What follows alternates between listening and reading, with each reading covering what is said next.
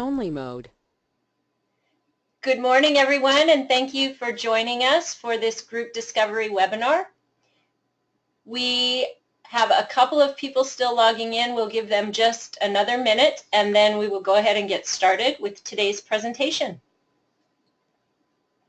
For those of you who are interested, if you look in the upper right-hand corner of your computer screen, you should see a drop box, and if you click on the little arrow by that drop box, it will bring down a screen that shows handouts as one of your options. And the PowerPoint for today's presentation is available right there as a downloadable handout. It's in PDF format so that it would be a smaller file. But if you're interested in having the slides ahead of time or printing them off before the presentation gets going, they are loaded onto your computer there, so you should be able to download those. And it looks like the signing in has stopped, so we will go ahead and get started. Welcome, everyone. My name is Kim Brown. I'm with the Montana Pre-ETS Technical Assistance Center, and I'll be your moderator for today. Today's webinar is sponsored by the Montana Pre-Employment Transition Services Technical Assistance Center and is funded in whole or in part under a contract with the Montana Department of Public Health and Human Services. The statements shared in today's presentation do not necessarily reflect the opinion of the department. All of the attendees are currently muted. This cuts down on background noise so that people can hear more easily. If you want to ask the presenter a question or make a comment, please type your question or comment into the chat box. That chat box, if you don't see it in front of you, go to the upper right-hand area of your screen, and there should be an orange box with a white arrow inside. If you click on that, it will open the dialog box that has the comment or the question or chat box in it. And we will have several question and answer periods during the session. The presenter will let you know when it's time, but feel free to type in your question at any time, and I will read those to the presenter during the question and answer periods. For those of you who requested Montana Office of Public Instruction renewal units when you registered, those will be emailed to you after the webinar, and it can take a couple of weeks for us to get those out to you. Please note that you do have to have pre-registered to receive the OPI credit, and unfortunately we're currently unable to issue other kinds of attendance documentation. Today's session is being audio taped for the Pre-ETS Resource Library, and the recording for today's webinar will be posted to that library, which is located on the Montana Vocational Rehabilitation and Blind Services YouTube channel. And I will put that website URL in the chat box later on during the presentation, so you'll see it. We are still in the process of getting the recordings over to Montana Vocational Rehabilitation and getting them loaded onto that YouTube channel, so they are not there yet. It will probably take another week or so to get recordings from our webinars up, but do be watching for them. When today's presentation ends and you go to log out, a survey will pop up. Please do take the time to complete that survey. It's only 8 or 9 questions, but we really value your feedback. It allows us not only to improve the webinars that we offer, but also to decide what topics people most want to learn about. So again, please do take the time to complete that survey. With that, I would like to go ahead and introduce to you our speaker for today. And I'm going to go ahead and read her biography because I really want everyone to know how lucky we are to have today's presenter. So Abby Cooper will be our presenter for the day. Ms. Cooper has been at the forefront of employment for individuals with disabilities her entire career. She has experience in an array of local, state, and federal services, including the vocational rehabilitation system, employer outreach, and implementing and monitoring supported employment efforts on a statewide level. She coordinated Washington Vocational Rehabilitation Partnership with the workforce to further employment outcomes for people. Ms. Cooper designed and implemented the first community-based supported employment program in Washington State. She has also designed and administrated supported employment programs for individuals with chronic mental illness and individuals with multiple physical and cognitive disabilities. She designed and implemented training for parents and teachers of transition-age students, focusing on how to effectively use the adult service system in obtaining employment. She trained employer teams on providing coworker support. Abby designed and implemented one of the 7 RSA Choice Demonstration Grants. As administrator of the Washington State Division of Vocational Rehabilitation, she managed the business relations team, working with public and private employers, coordinated the agency's policies and procedures on workforce as well. She created training for America's job centers throughout Washington State on understanding work incentives. She conducted accessibility assessments for each job center in the state, securing $100,000 for adaptive equipment for the job centers. Abby developed and managed the division's systems, training criteria, and infrastructure for Ticket to Work. She started a unit that supervised, trained, and supported 7 benefits planners. Abby is a subject matter expert for Employment First through the Office of Disability Employment Policies, the National Center on Leadership for the Employment and Economic Advancement of People with Disabilities, University of New Mexico, and Disability Rights of Washington. She's also a consultant for Mark Gold and Associates and Kennedy Douglas Consulting. Abby has published numerous articles ranging in topics from integrated employment for people with severe disabilities, physical disabilities, entrepreneurship and rehabilitation, the impact of informed choice on community providers, economic self-sufficiency for individuals with disabilities, and the relationship of supported employment services on broader employment policy. Ms. Cooper holds a master's degree in organizational management. We're very fortunate to have her with us today, and with that, I will turn it over to Abby. Thank you, Kim, and thank you everyone for being on the phone. I really appreciate you coming to this webinar. I want to start with just a little bit of an intro, and this webinar is going to focus on using group discovery as an age-appropriate transition assessment, but I think everyone on the line understands how the world has totally changed on us. There are higher, which is good, but tough to live up to. There are higher and higher expectations, particularly around transition kids, that they will work. And they will work in competitive integrated employment. And there's also a switch with WIOA, although IDA doesn't quite align with it, but within WIOA, there's an expectation a little bit that the roles of schools will change. Not only is it their responsibility to educate students, it's also their responsibility to prepare students to the world of work.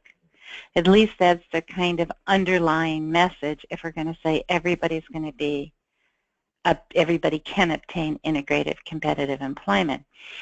And with that foundation, it means we've got to think a little bit differently about transition assessments. And we've got to think a little bit differently about what's our vantage point around transition assessments.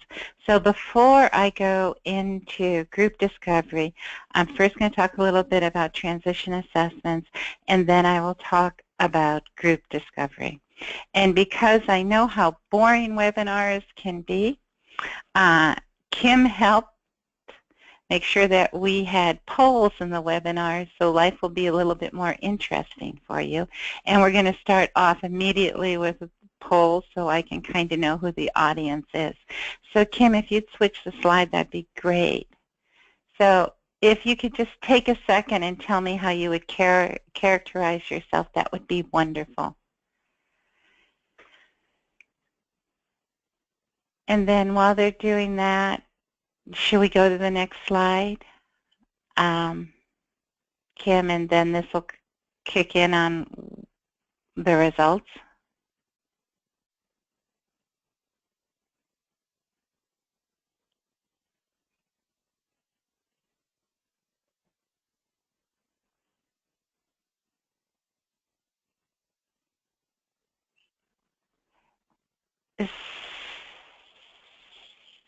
Kim, could you switch the slide?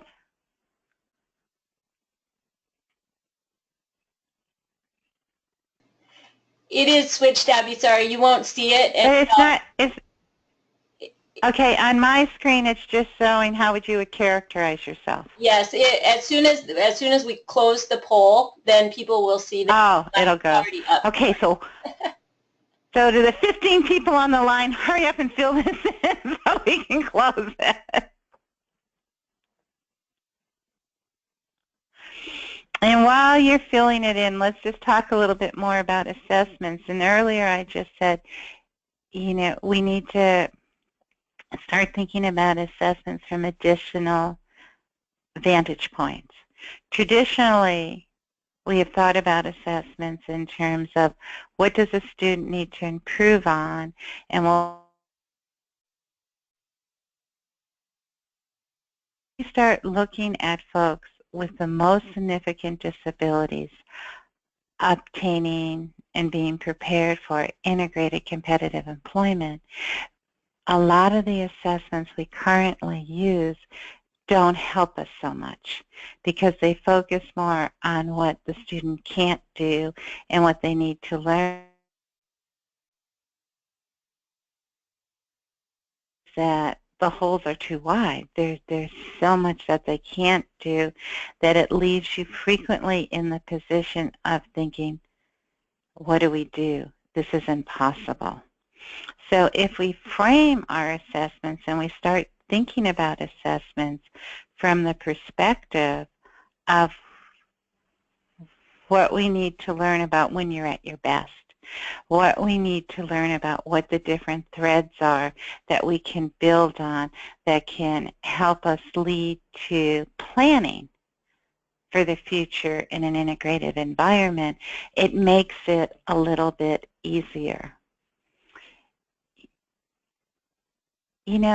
Kim, why don't we just close the, okay, whoops. Okay, we're back at the beginning now, and from my slides.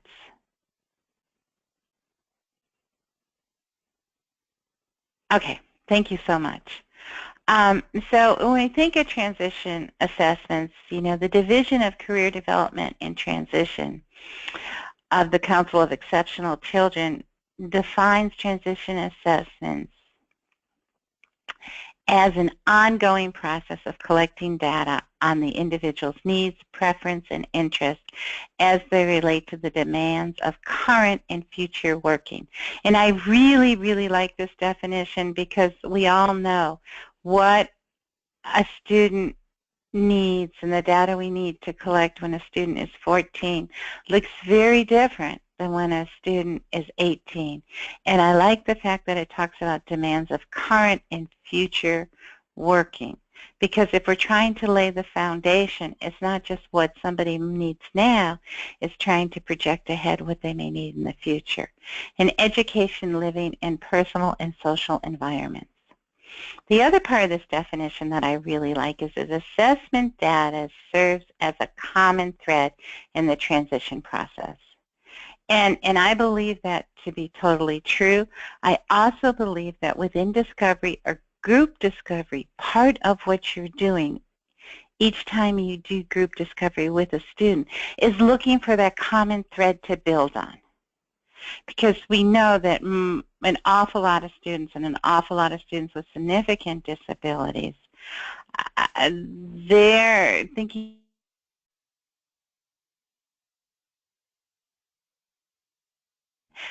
about what are those common threads that you can build on, and where does a student like to be, and what are the tasks that they learn from it. All of those threads are part of the assessment data. And it forms the basis for defining goals and services to include in the individualized education program. And I think that this parallels really nicely as we get into talking about group discovery. If you could go to the next slide, please. And Abby, I'm sorry to interrupt, but your voice seems to be cutting in and out a bit.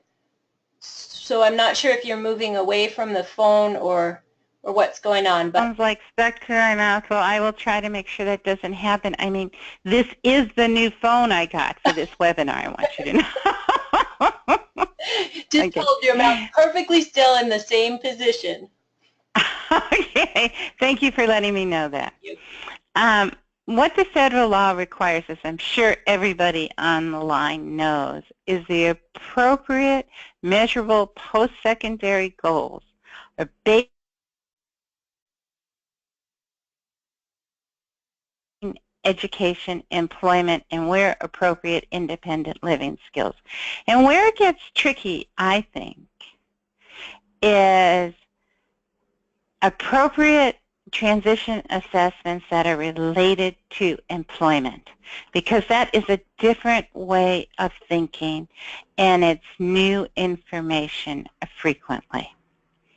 Okay, can we please go to slide 4? And I think we have a poll, which maybe this time, oh sorry, it's after this. That's just warning you all, so you'll fill it out this time. Okay, so when you start thinking about selecting assessments, there's tons, right? There's paper and pencil, transition rating skills for transition, which tend lots.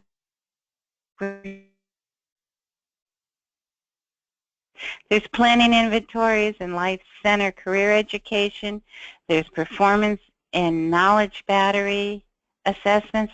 The trouble is all of these assessments, there's a ton of great assessments. The trouble is that most of the assessments were created not to include individuals with the most significant disabilities. Because I think we're at a turning point. You know, 5 years ago, 10 years ago, there was not an expectation that those kids would work. And now the rules have changed where there is an expectation that those kids with the most significant disabilities will work in competitive integrated employment. And some of our assessments have not caught up to that thinking. Could I have the next slide, please? So we know this. For kids with more significant disabilities, we know we're going to have to think about situational and observational assessments, which is what discovery and group discovery does. We also know we're going to learn a lot from structured interviews and person-featured planning activities. Okay. And functional skills inventories, and particularly when they're all wrapped up into observation, it gives us a clearer picture of what's possible for that student. Also, with discovery as an assessment, and it's the only assessment that I'm aware of that actually spends a lot of time looking at when a student is at his or her best and what needs to be in place to help that student be at their best, particularly in terms of the completion of tasks for pay. So it's a little bit different of an angle. Could I have the next slide, which I think is a survey? We have 2 polls. Are you ready to launch your poll about transition assessments? Yes, please, if people promise and cross their heart and hope to die to fill it out.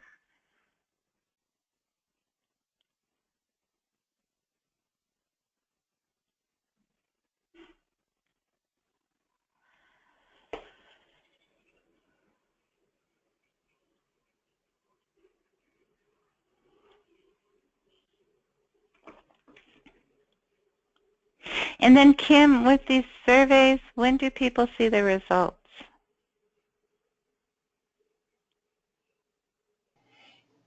They don't see the results, only you do, so you'll have to tell them what the results are. Okay, and I'm sure they're all waiting with bated breath.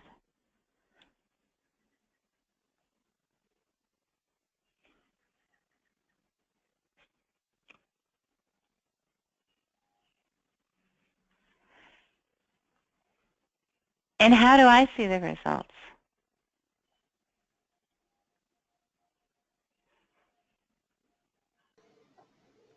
If you click on the little plus sign by polls,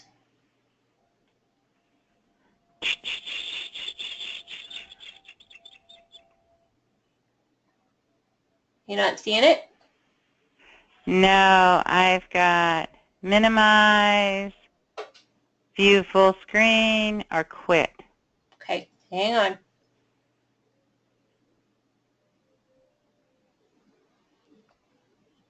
Now look. Okay, so now we have polls. I click on polls and it'll tell me?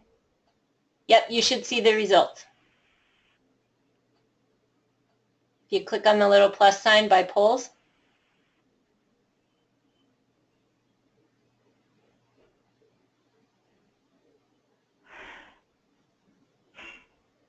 You have, Okay. do you see it? Yeah, thank you. Sorry, everybody, for the delay. What we have is 9% utilize assessments for areas of student needs to learn or improve on, 9% on skills they can build on, 9% for students can perform for pay, and 73% all of the above. So at least from our quick little survey, it showed us that you all are using a whole variety of methods. And maybe when we get to discussion, we can talk a little bit about the assessment that you use for tasks that the student can perform for pay. Can we go to the next slide now, please? Sure. I just wondered, did you want the poll yet about how effective are the current assessments? Sure, we can do that too. Thank you.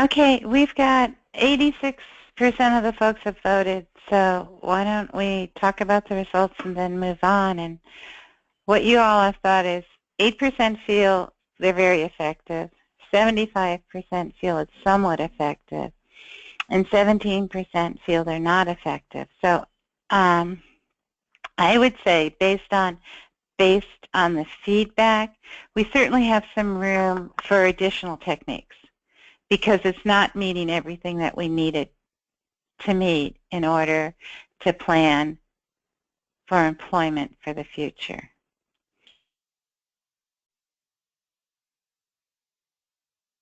Who is the student? When is he or she at her best? Because when we know when somebody's at their best, we know how we can build upon that for them to be successful. What threads can be built on to secure employment that fits that student? And let me just give you a very quick example of what I'm talking about in a thread. So if I learn that a student is very interested, and this just happened to me recently, working with a student who loves shoes. And it turned out from all the different pieces in this student's life, shoes kept coming up as something that she really, really liked. So that was a thread. I don't know if she's going to end up working, selling shoes, stockings,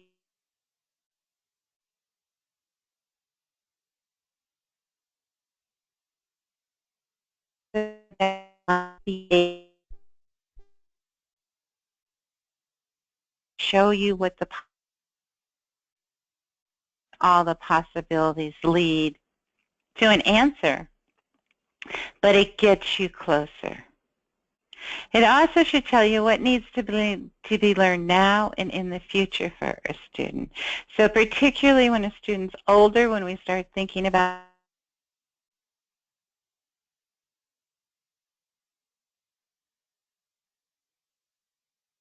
what are the tasks they can do for pay now, how can we build on that for the future, and what supports would they need, be it assistive technology, be it job coaching, be it coworker support, but kind of thinking about what do they need now, what will they need in the future, and what are the supports. What are some of the conditions that need to be in place for a student to succeed? And we know that we have some students with significant disabilities that we really kind of need to think about what are the conditions. We may have somebody who tends to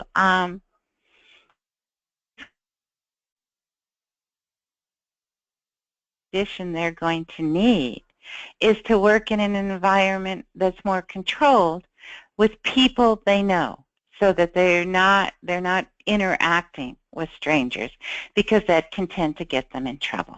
You know, we need to know what tasks the person can enjoy doing. And the reason I keep talking about tasks is if we start thinking about individuals with the most significant disabilities and students with the most significant disabilities, they don't match any job description. But if we unbundle a job description, there are tasks that an employer needs to be done. And so by looking at tasks, it helps start thinking about what that student will do and can do for pay. And if we focus on tasks, then we need to know what tasks she or he does away from school. What are his jobs or her jobs at home? Who does he help in the neighborhood, or who does she help in the neighborhood? We also, in an assessment, we want to think about what can we learn from the individuals who know the student well. You know, a lot of people know the students in a totally different framework than we do. And so we assume that the information that we have is the best and the most accurate, and we forget, you know, a neighbor, a parent will have a totally different perspective that we need to pay attention to, because once again, there might be some threats that we could build on. You know, what type of volunteer experience or work experience can help a student understand the options that could interest him or her, both in school and in the community. And also kind of knowing what a person awful lot of information in terms of when they're most awake. So if we're thinking of work, if a person's routine, they're best in the morning, and we're looking at a work experience, well, we probably want that work experience to be in the morning, because that's when the person's the sharpest. So understanding a person's routine is very, very helpful.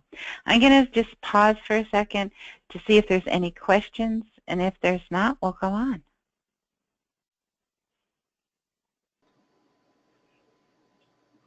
We don't have any questions that have been typed in yet. Okay, well then let's go on, because I've just been so incredibly clear. Oh, well, stop. One just came in. I knew I couldn't have been that clear. Can you give us some names of assessments to use or websites to go to for assessments? You know, most of my experience is using Discovery for an assessment, but let me not answer that question right now so I don't answer it wrong, and let me send Kim some information. Okay, and I will get back to you. I'm not happy with the information that I have right now in my head. So I want to go back and look at some things, but I will get it to Kim by the end of the day. Is that okay? That sounds great to me, and then I can share it with the person who asked the question. Right. Okay, good. And that's the only question that's come in. Thanks, Abby. Okay, sure. Can we have the next So I want to talk just a little bit about what is discovery and why discovery. And as we think about work, for most of us, we got our jobs through the traditional labor market. We sent in our resume, we filled out an application, we met the employer's qualification, or at least we acted like we did, and that we hoped to get a job. The first job I got in the field, I knew about 1% of the information I needed to know. But I certainly did not tell the person interviewing me that. I certainly presented like I had 75% of the information I needed to know. And we all do that on one level or another. We present ourselves like, of course I can do your job. And this is how I can help you. That's why 80% of employers are unhappy with new employees, because in the traditional labor market approach, an applicant to be able to compete really well. Well, we know that a lot of the students that we represent don't compete so well. And it's tough to compete if you're not a great match. So for a lot of students, the traditional labor market approach, which is how we all think about employment, doesn't work so well. And I just put in this cartoon because I love it. Since I'm thinking of a job in customer service. So I'm distributing my resume, and he's just pouring it off of a tall building. And sometimes that's how it feels. Even for all of us on the line who have skills, that's how it feels. You put your application in and you go into a black hole. Could I have the next slide, please? Okay, so there's two approaches. Well, there's more than two, but there's two approaches I'm going to talk about to employment. There's a labor market approach, which is a traditional approach, and that's responding to the need of an employer with applicants who are qualified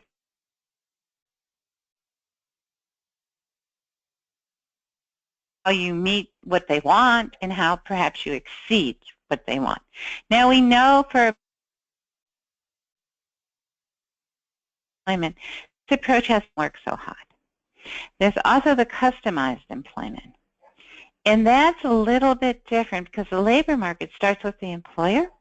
The customized starts with the person, starts with your student, which is what group discovery does.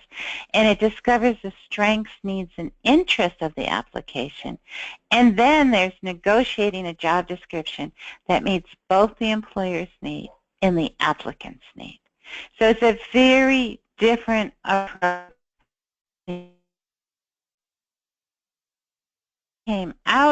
What discovery came out of was it came out of the choice demonstration grants about 20 years ago, where people started realizing that the labor market approach kept kicking a lot of people out.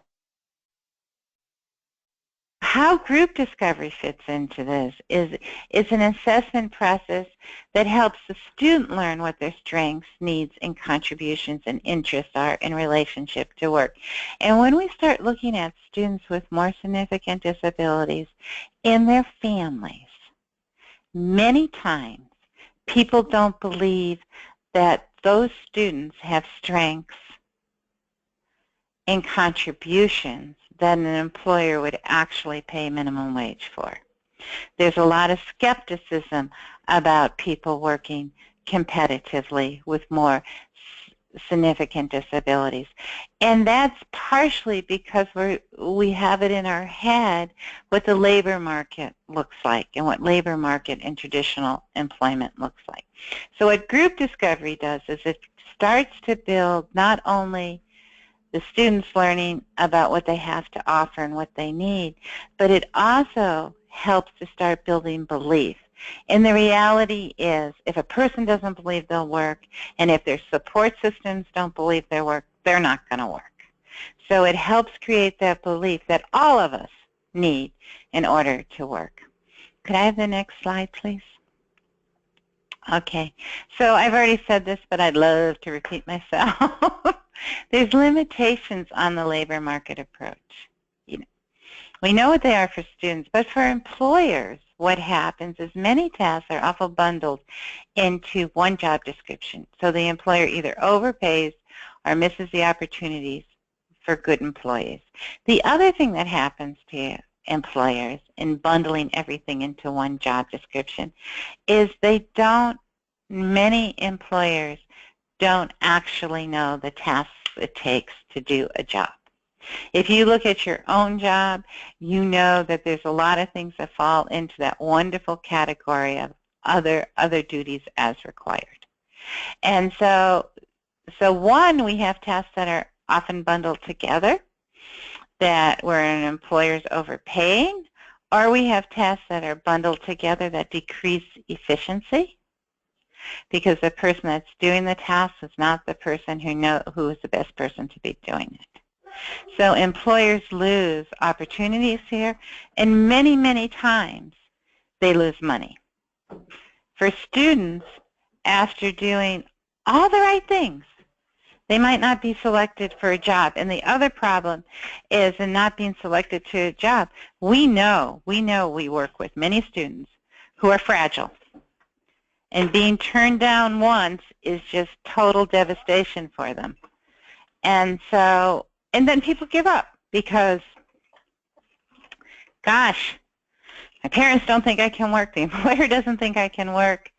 So I can't work. And let's go to the next slide because I think I've kind of drilled that too. So what group discovery, I believe, does is I believe it creates a vision for the student and their family that, yes, this is possible. And you all probably know this story, but I'll bore you with it anyhow. You know, when Einstein developed the theory of relativity, or when it clicked in his head, he was on a train. And he said afterwards, he said, if I didn't believe it, I'd never see it. And I think that's true for many things in life. That first you got to believe it, and then you can see it. And I certainly think that's true for employment for kids with the most significant disabilities. You got to have that belief. You got to create that vision. And once you create the vision, then you can start pulling those threads and see the possibilities. So what I believe group discovery, and I have seen it, create visions for students and their families.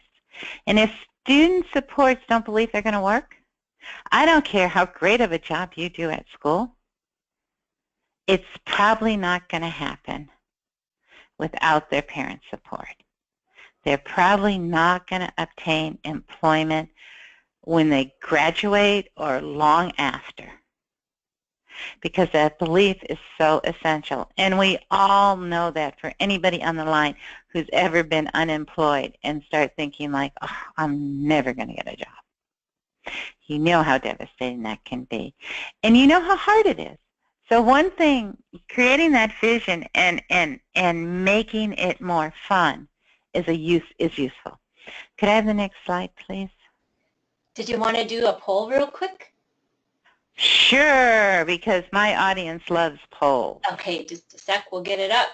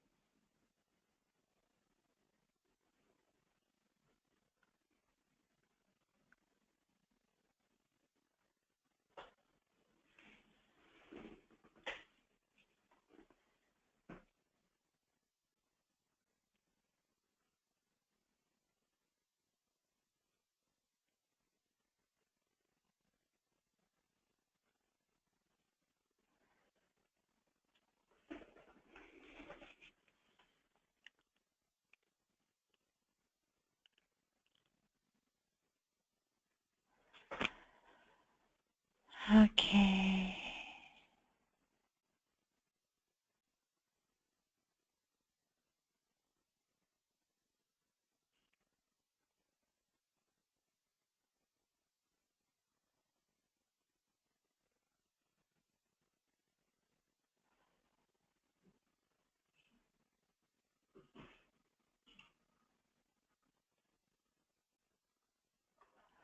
Oh, here, I show it. Can you guys see it? Yes, they should be able to. Cool. That's pretty cool. That's really cool. So, we know with pre-ups and with WIOA and with the expectation that students with significant disabilities will work, we know that somehow we need to change the equation here and figure out new tools, because we know if 63% of the parents,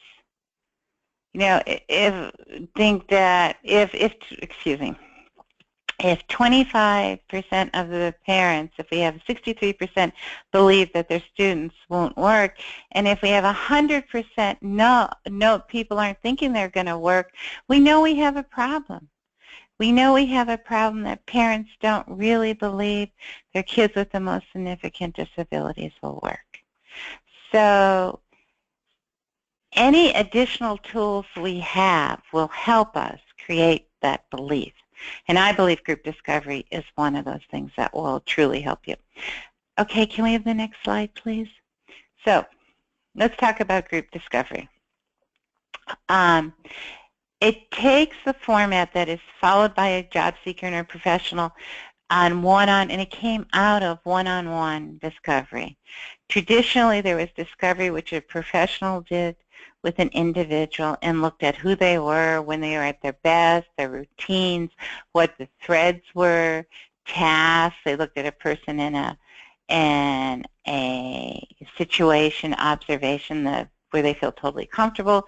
They looked at people in situations where they were brand new to kind of see how they interact. It looked at their learning style.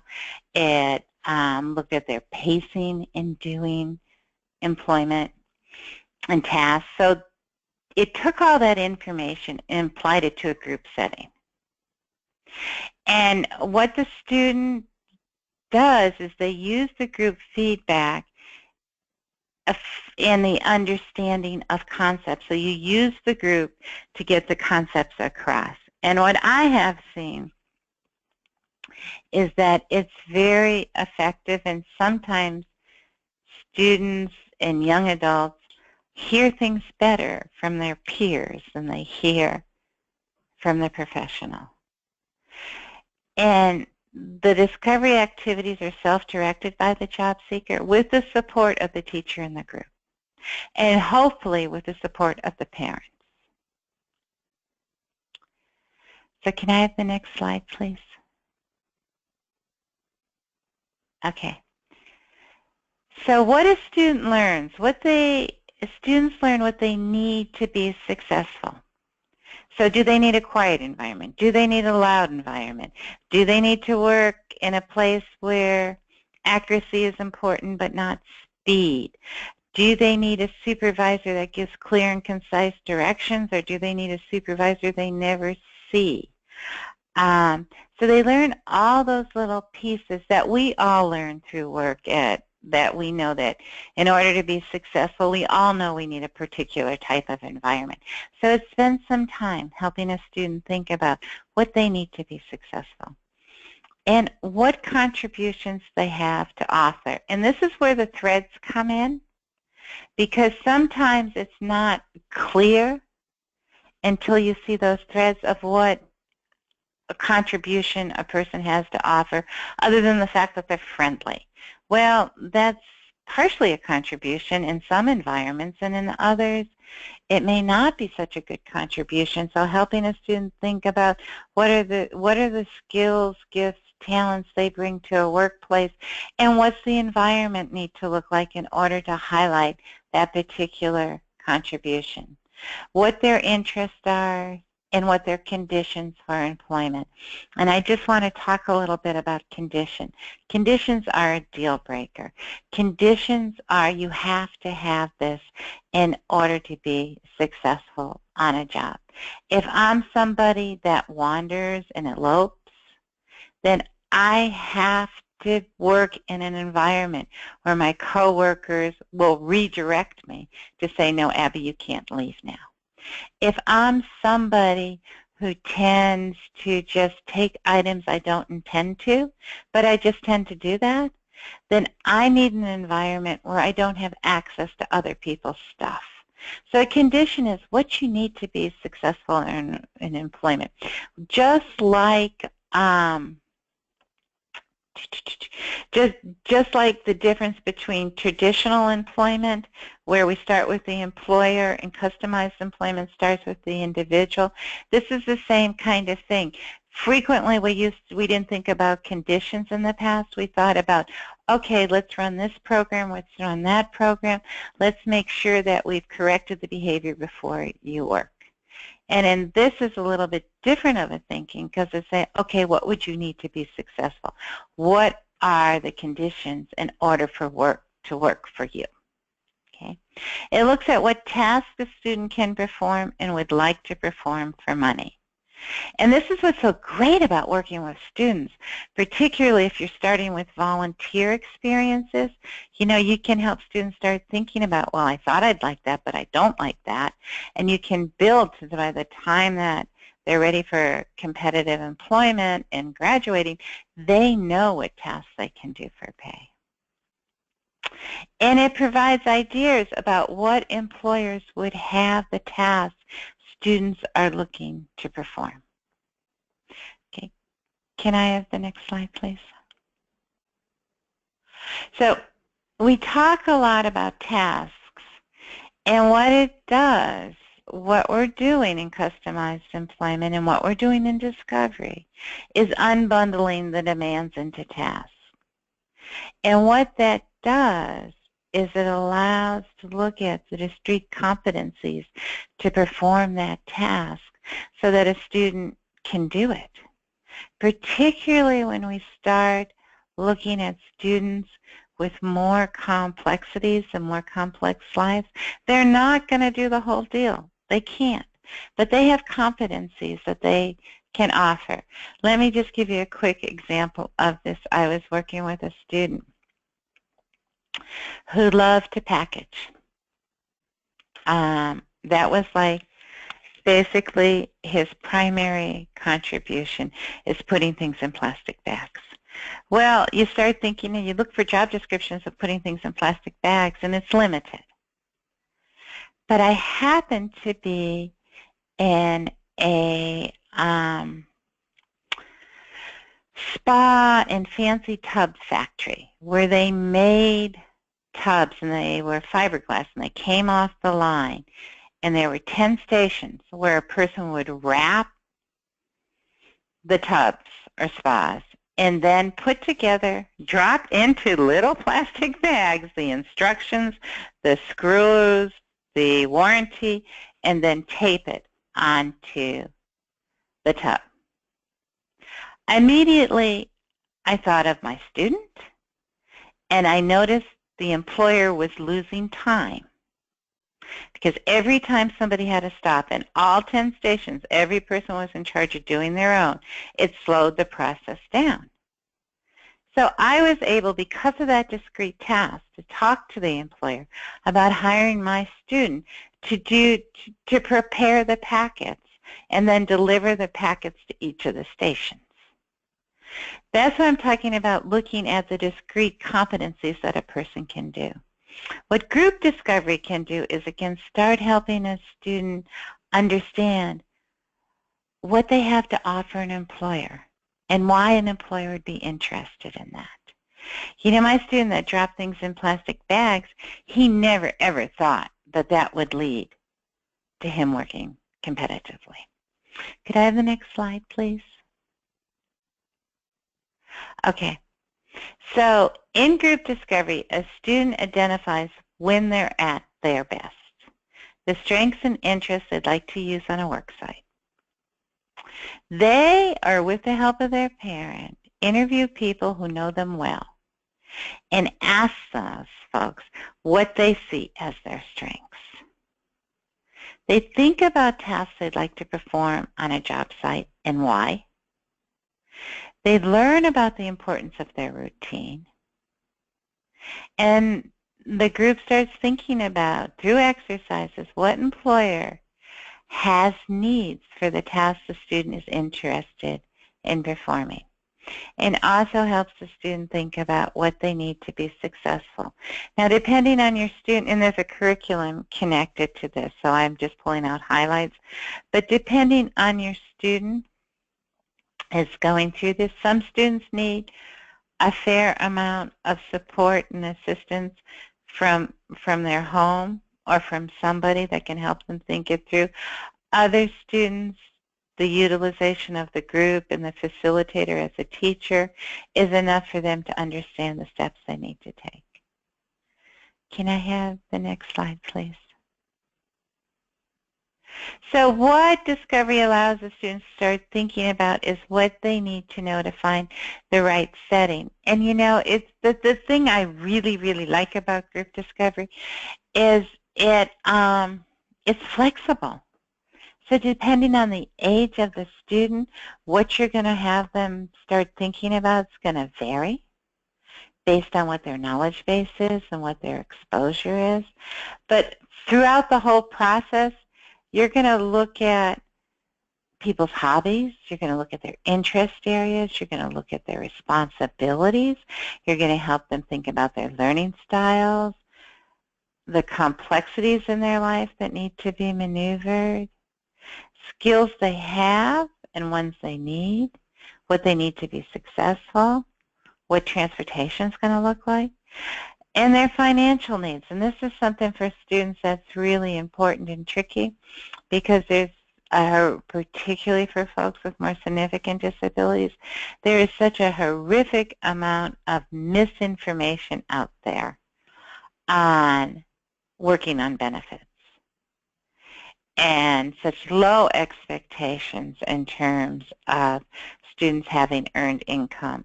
There's this amazing oxymoron in terms of we now have new laws that really support people working in competitive integrated employment, and yet we have a Social Security system that isn't overly kind about earned income, and then we have low expectations on the parents' part. So we have all these different I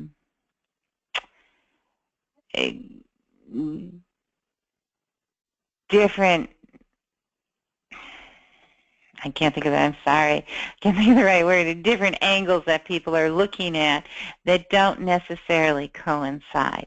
So one thing is helping a student think about what they want to earn. Now lots of students with complexities don't understand money, but they do know what they want to buy. So one thing I do in group Discovery is talk about what some people would like to buy with their first paycheck. Okay, can we get the next slide? Okay, so how does group Discovery result in employment? It clarifies for a student. It clarifies their conditions. So what they need to be successful. It clarifies their interests. And we all know with kids interests change, but it certainly clarifies the interest at that moment, which might morph into something else.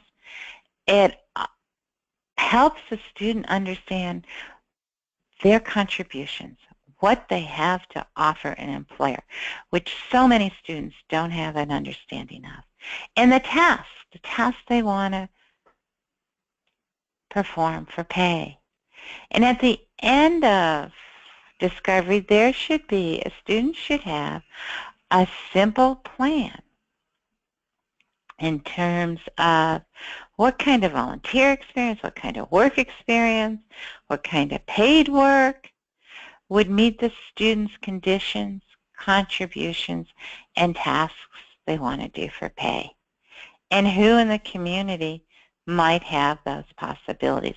So the other thing it helps us do, as opposed to just going to the same old places for work experiences, it helps tailor that to that student.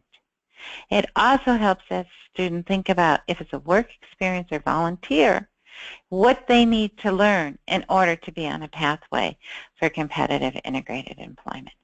Can I have the next slide, please?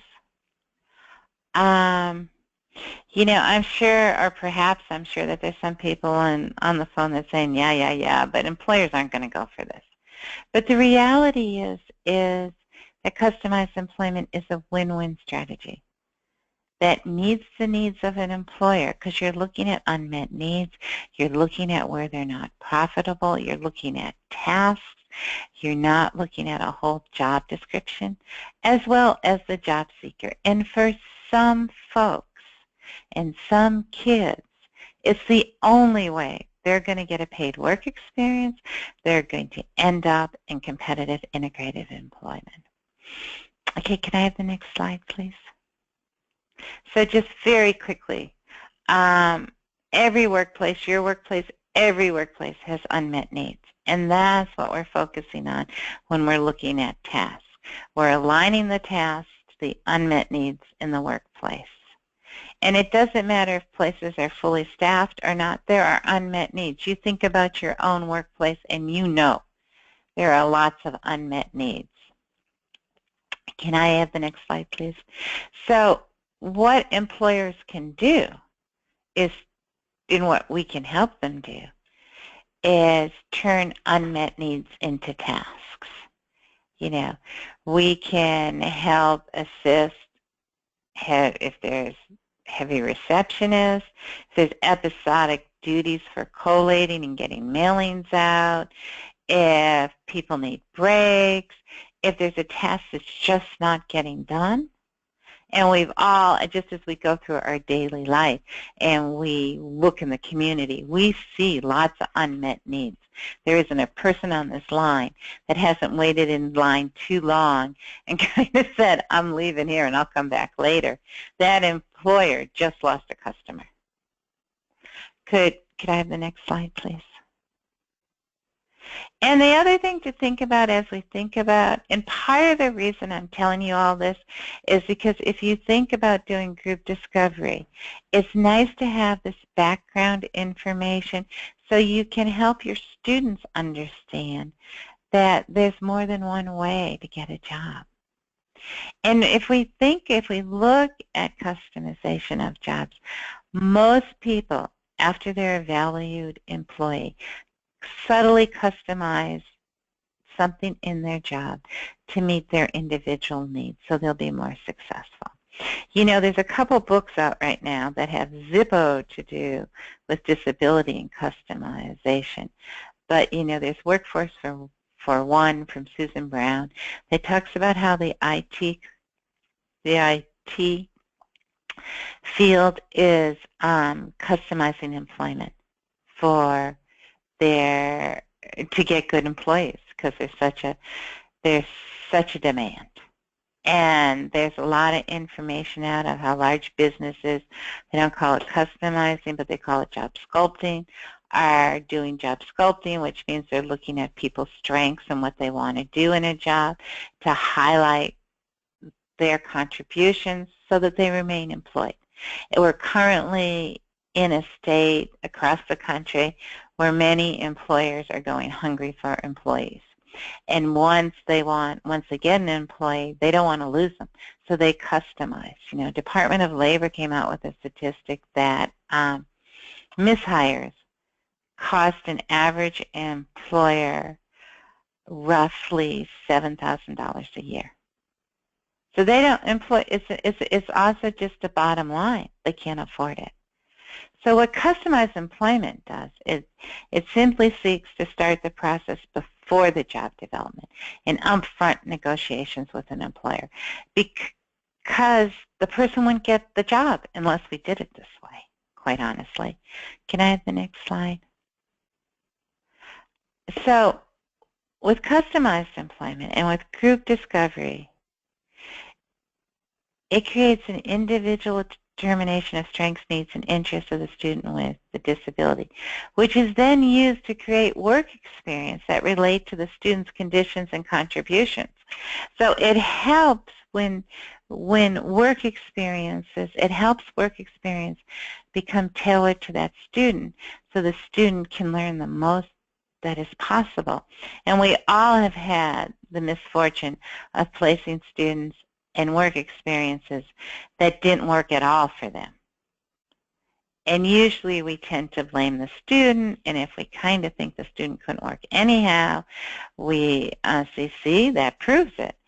And we know, because we're smart people, we know that a lot of our students are going to need work experience that are tailored to them. And so then the question becomes, how do we figure that out, and how in the world do we have the time to do that? So part of my suggestion is maybe try group discovery. In older students, it can create the option of meeting needs of the employer for paid employment. You're certainly not going to, at least I don't think you're certainly going to use it for younger students, but I do think you could use group discovery to help a younger student kind of think about what their internship would look like, what volunteer work would look like, to kind of lay that foundation of the, as we started in the beginning, of building that data through assessments, so in the end it results in competitive integrated employment. Could I have the next slide, please? Okay, so group discovery will provide information on understanding who the students are in relationship to work. And what do I mean by that? What do I mean who you are in relationship to work? Anybody want to guess? Is anybody still there? What I mean by that is we are all very different in relationship to work. All of us need different things from our workplace. Some people on this line, maybe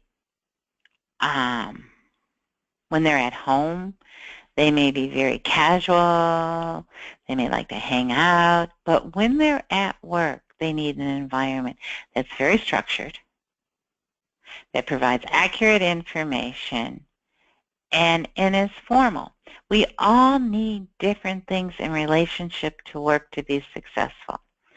And, you know, I could ask each of you, but I'm not a mean woman, I could ask each of you, you know, what you need in relationship to work. Frequently, what it comes down to for a lot of people is the type of supervisor they have, the work environment, and their coworkers. For other people, it's different, but those are really common ones.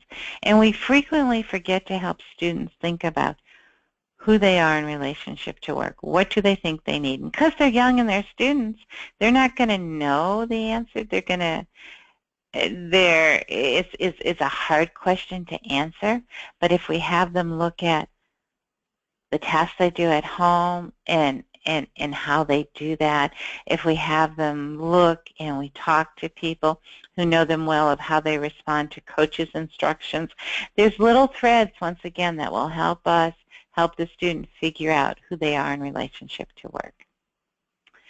What the student needs to be successful, once again, their conditions. In using interest and contributions to find the right work experience. And people can have interests that are not totally unrelated to what the work experiences are. I once worked with a student who is very physically disabled, and she painted with her teeth, with her paintbrush being in her mouth. And everybody in her life thought that's a great interest, and that would make a great work experience if we could find a local artist for her to work with. Well, through group discovery and working with her, it turned out she had zippo interest in doing anything art-related in relation to a work experience. She did that to shut out the world. She did her art to shut out the world, and she did not want to use it for a work experience. So just because somebody has an interest, and you'll find this in group discovery, it doesn't directly correlate all the time to a work experience. And to help students think about what employer could use their contribution. And then this information is summarized at the end of group discovery so it can be used in planning. Can I have the next slide, please?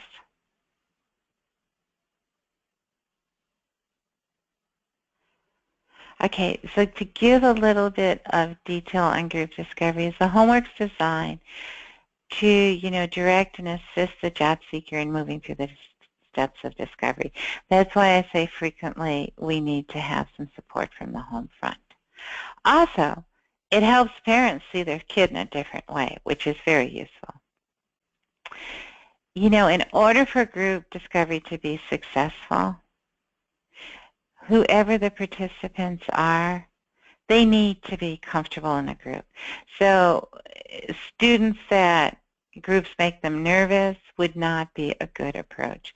Students who won't open their mouth in a group, it may not be the best.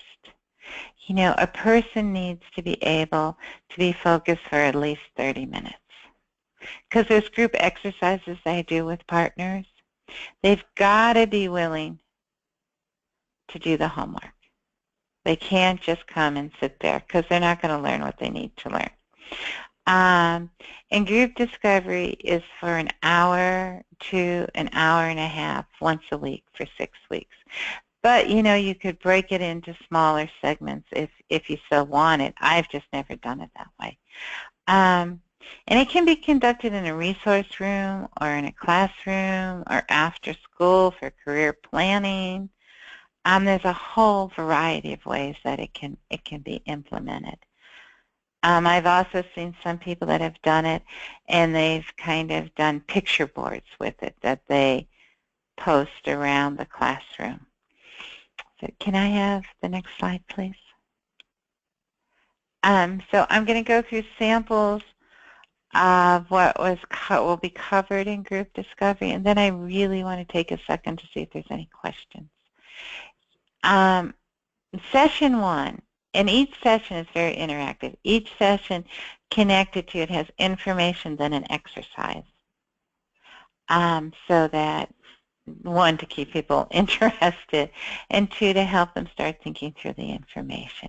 I think the hardest thing in doing group discovery is the facilitation and helping people stay on track and helping students stay on track and being able to reframe the information in the direction you want to go.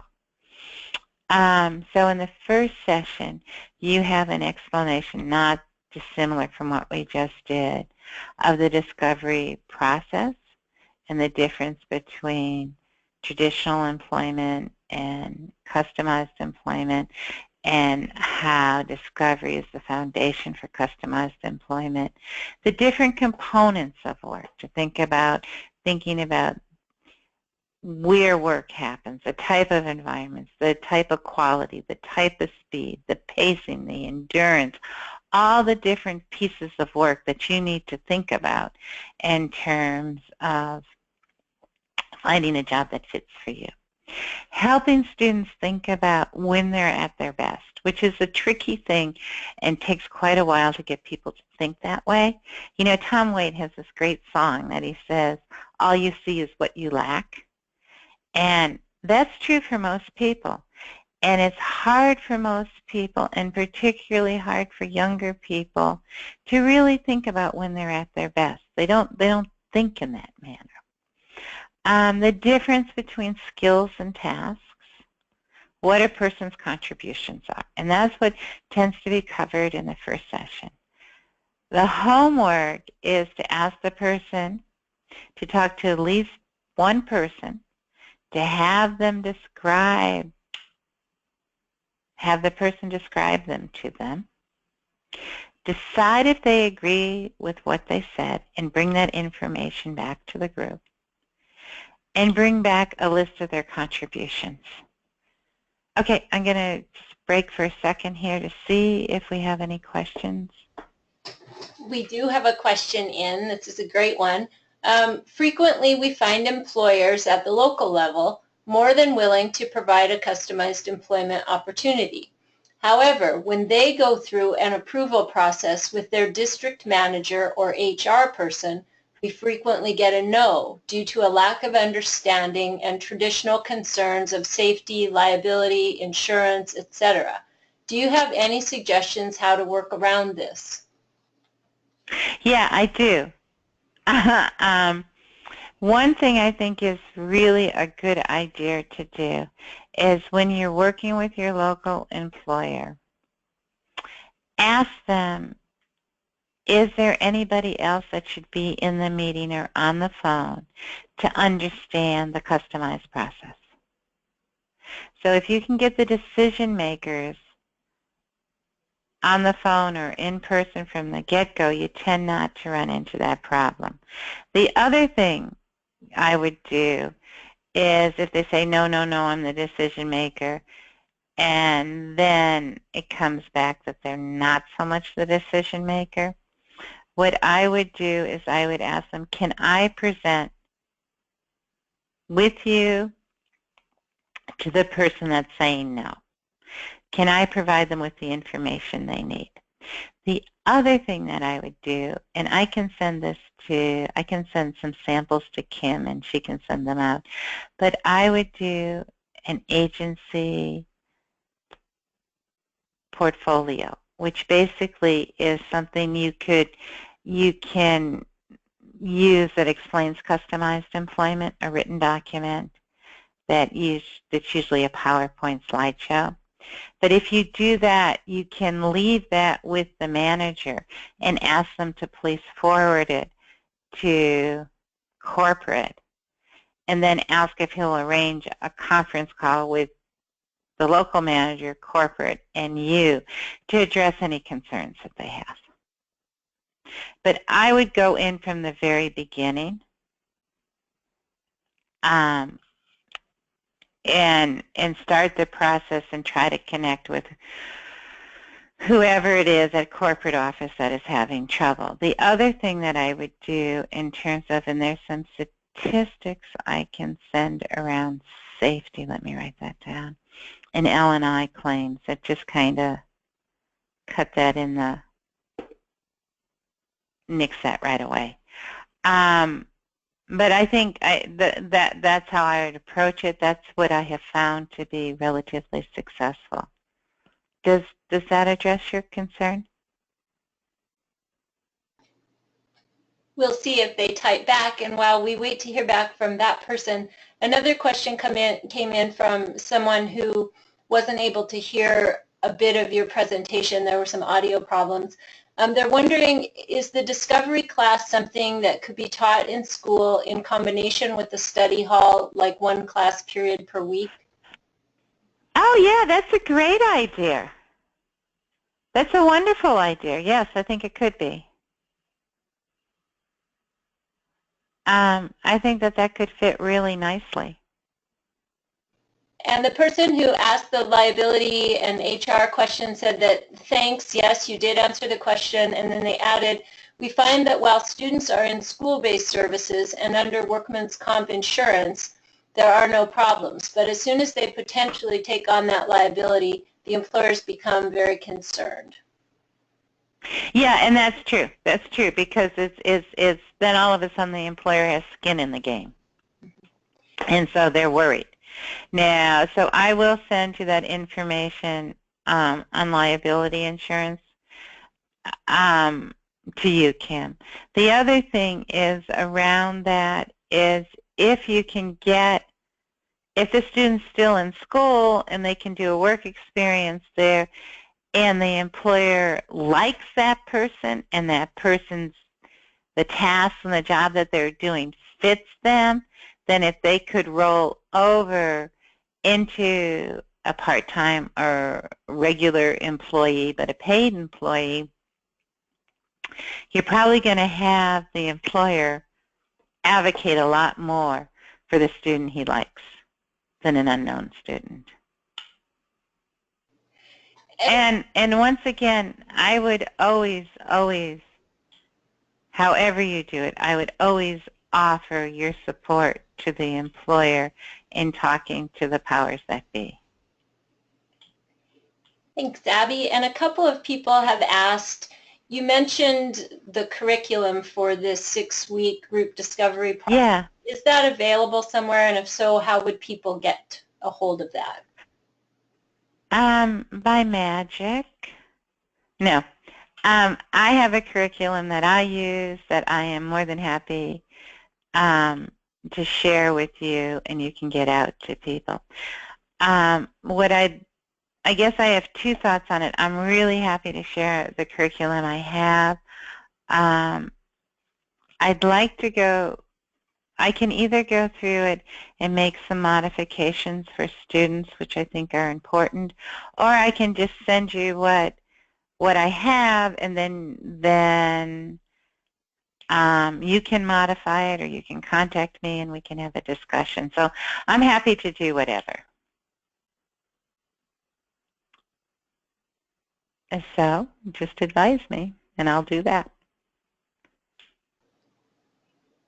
Okay, and I'm not seeing answers on that, but if you can get me what you have, Abby, what you want to be shared with the audience members, I'll make sure that that information gets out to everyone. And I am keeping I'll get it to you. Just if you give me, I think what I'll do, if it's okay with everybody, if you give me about a week, I would like to tweak it a little bit, or at least put comments in it saying you could do it this way, you could do it that way, just so it gives people a better foundation. Great. So I'll get that. I'll do that within a week for everybody. And yes, you're more than happy to modify it, utilize it however you want. I do like the study hall idea, though. And then the last question that came in, and folks are saying thanks and great for that, Abby. The last question right now is, do you use the basic discovery methods used for adults? In group discovery or in general?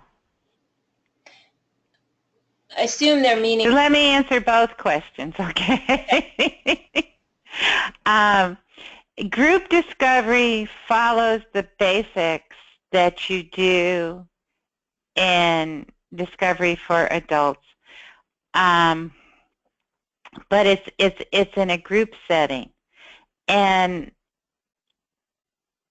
I'm trying to think if the thing that it doesn't do when you do adult discovery, a one-on-one, you tend to look at a person, observe a person in a situation, in a novel situation they haven't done before, and then you tend to look at them in a situation where they're really competent and they've done it a lot. Now, in group discovery, there's no real way to do that. There's no real way for the facilitator to observe a person in each different setting, because you got to, you're in school and you have a lot. So it doesn't do that piece. And it's more reliant. It does for some. I think that's the biggest change. When I've done group discovery for adults, I have included a piece where to help them to go on informational interviews. I haven't done that with students, once again, because of support. So it parallels what you do with adults in discovery, but there's some modifications because it's group. I'm trying to think of any other differences. In group, in individual discovery, you do not have to do homework because you have a professional that's doing all the work. In group discovery, there is an expectation that the person will do some homework. It's more like, in adult discovery, it is an individual. The onus rests on the professional doing the discovery with the person. In group discovery, the onus is shared between the facilitator, the student, and their family to get the work done. If that answers your question. Okay, do you want to move on? Sure. We don't have other questions in, and I was just looking at the clock, so. Yeah, let's move on, because I think we need to wrap this up. Session 2 is basically most of the exercise and everything focuses on creating belief that the person can work competitively and talking about, what people get for working, how talking about pay and having people start thinking about that and how people get paid, whether it be a paycheck on a debit card, but the different methods of payment, why routine matters and why that would matter to them. I already talked about money and work. And employers in your neighborhood. And to start thinking about where you go in your neighborhood and who are the employers there and what do you do? Do you go to the dentist? Do you go to the grocery store? But what are the employers in your neighborhood? Okay, let's go to the next one, please.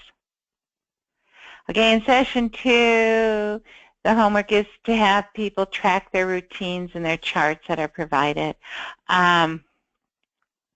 And you want people to be able to come back with the information, what part of the day, and I say this like this is nice and clean, but lots of times you revisit the same information in order for people to get it.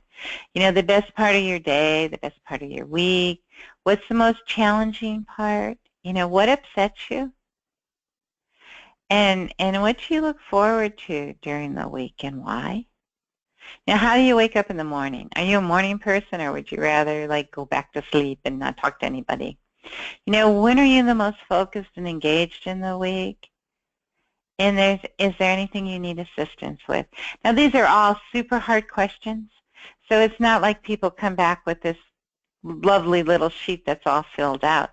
But once again, we're going back to threads. There's little pieces people can tell you, and as a facilitator, you can pull more out, or you can help them think through for the next week what they need to learn. Okay, can we go to the next slide? Because session 3 is on conditions and interests. The homework is to make a list of their conditions. They prioritize them, and they got to be able to tell the group why they chose those conditions. And they've got to bring a list of their interests for the next week. Okay, I'm going to click through this really quick so we can make the next one. Okay, other topics that are covered in group discovery is the type of supervisor a student needs to be successful, creating an elevator speech, and that's one of my most fun parts of. I love that group. You help people work on, and they have lots of warning that they're going to have to do an elevator speech. And what that is they have to stand up and for 1 minute tell you everything that's cool about them. What are their contributions that they bring to an employer? Have people think about, would they rather things in pictures? Would they rather somebody tell them? But what is the best way for them to learn a new task? Topics talk about accommodations and what people need to do when they go to work in terms of staying healthy, and when you're working it kind of changes the rules about when you go to bed and kind of like how do you stay healthy when there's all these switches in your life. Disclosure, what can be said about your disability and what can't be said. For some, depending on who group discovery is happening with, informational interviews. And I already said this, what they need to do to stay healthy. Okay, can I have the next slide, please? Okay, so I just want to recap real quickly. I think, obviously, because I'm doing this webinar, that group discovery is a very effective tool. I don't think it's perfect. I don't think you do it and every student gets the total curriculum, but there's pieces, and I think there's an importance in helping students start thinking about this and taking responsibility around employment. Because what we've done in the past is just led people to believe, don't you worry your pretty little head about it, we'll get you a job and it'll be a perfect job for you. And I think we need to help students start thinking about, okay, what are the pieces of this puzzle that I need to participate in, because this is my life and this will be my job. The information in group discovery, I personally believe, can be used as an age-appropriate assessment. And it can inform and it can help students and their families start thinking about where to arrange work-based learning. And you can tier it. It can be a path. So it can give, I've never done this, but one thing that I've wondered in my recap is, so if you take a piece of discovery in each year, piece of group discovery, and each year, depending on a student's age, you focus on a different component. I don't exactly know what that would look like, but it's something I've been wondering about. It's a flexible approach. So, it can be conducted annually to inform the work experience as the student ages. It's based on the students, and topics can be modified. And I have found that the support of the group is a super effective tool in helping students see possibilities for themselves. And I think that's it. We do have another poll for you. And, of course, questions. So we can go to the next slide. Yeah, and I really want to know this just in listening, and thank you so much for being on the whole time. How feasible do you think this is?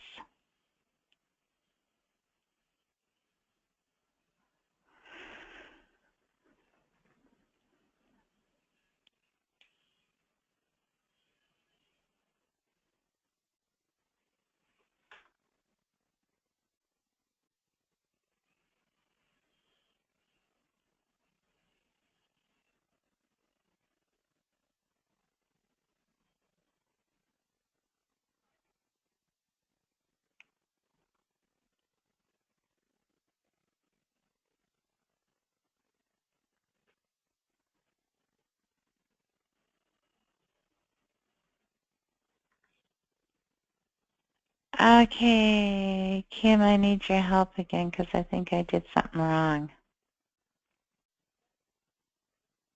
Because now it won't show that handy-dandy poll that it did before. I know. I don't know how you did that. That was amazing. I've never seen it before. But can you see the results now yourself and read them off, or do you need me to? No, that's the trouble. Everything went away.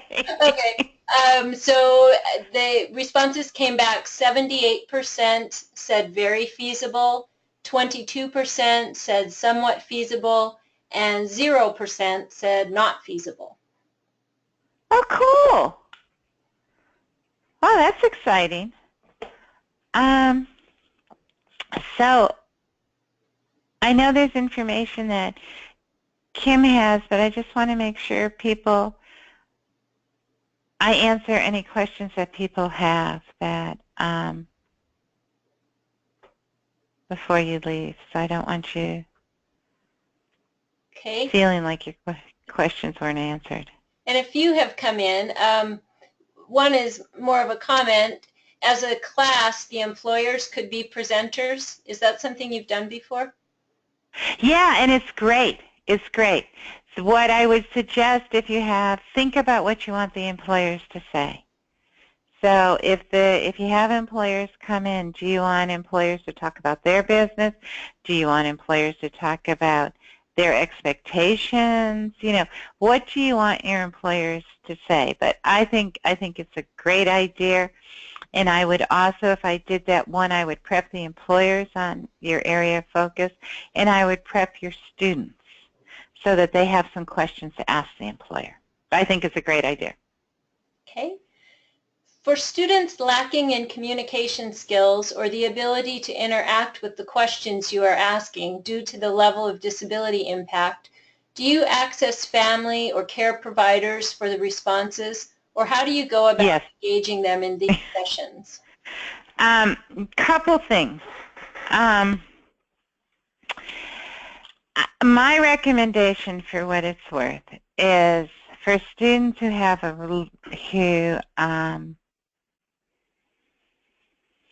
for students who have real difficulty communicating, I would tend to recommend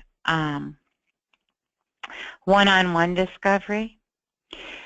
For them, I think you'd get better results. But given that this is a classroom and you want them to participate, I would make sure that for them they had an aide with them, whether the teacher's aide could be available to help them with the questions, to help them have it be a positive experience. No, they're probably not going to be able to answer all the questions, and that is a situation where the family is going to have to provide some of the support and information and send it with the student to school. So in the group discovery, if they're participating, the aide can read the response. So I would really look at what's the supports that we can put in place if you wanted to do group discovery, so as not to exclude a person. I would be careful, though, in terms of, I honestly don't know how you would do a group if everyone in your group had communication disorders and they had a hard time vocalizing. So I would try to pair it with an aide, and I'd try to pair a mixed group so that you also had some folks that could participate easily. Does that make sense? The individual says, thanks, and I have only done individual discovery thus far, so find the group approach very interesting and a new approach that may work better in a campus-based system. Okay. And then we have one more question come in before we wrap up. What do you think about having a recent high school graduate with a disability and employment speaking to the class? I love it. I love it. I think it's a great idea. I think anytime we can use peers and anytime somebody can come back and say, okay, I'm working now. Here's the cool part. Here's the part I didn't expect. Here's where the struggle is. I mean, I think it gives students I think the information is far more accurate and useful. And it helps kind of people start formulating their thinking. So I think it's a great idea. Awesome. Did you have anything you wanted to say about the virtual learning community, Abby? Oh, yeah. We were wondering if it would be useful to form a virtual learning community around group discovery and to kind of provide some, to be honest, group discovery in the classroom and in the schools is something that's new. And so if there could be a virtual learning community that provided people with support and that we learned from each other, and we were wondering if that would be useful to people, and we were thinking that it might be helpful and it might be fun. Now, if I'm supposed to talk about the details, I don't know. No, not at all. You know, I wouldn't think it'd be more than once a month. And we included a question on the evaluation that will pop up when you sign out of the survey, and it just asks if you would be interested in participating in the virtual learning community. If you include your email in the answer to that question, then we'll make sure that we keep a list of people who are interested and figure out the details as the group kind of goes along. Okay. Do you have any final comments or thoughts, Abby? No, I just I want to thank everybody for being on the webinar. I really appreciate your time, and I know how tight everybody's time is. So I hope there were some takeaways. If you have questions, feel free to email me. Great. Thank you so much, Abby. And do please remember to fill out your survey, everyone, when you leave the webinar today. Our next PREETS webinar is called What Are Soft Skills? And that will take place on June 9th from 10:30 until 12 o'clock Mountain Time. The flyer for that will be going out in the next couple of days. The recording for today's session will be posted to the Vocational Rehabilitation and Blind Services YouTube channel. I put that website URL or address in your chat box, but it will probably take a week or two before it's actually posted.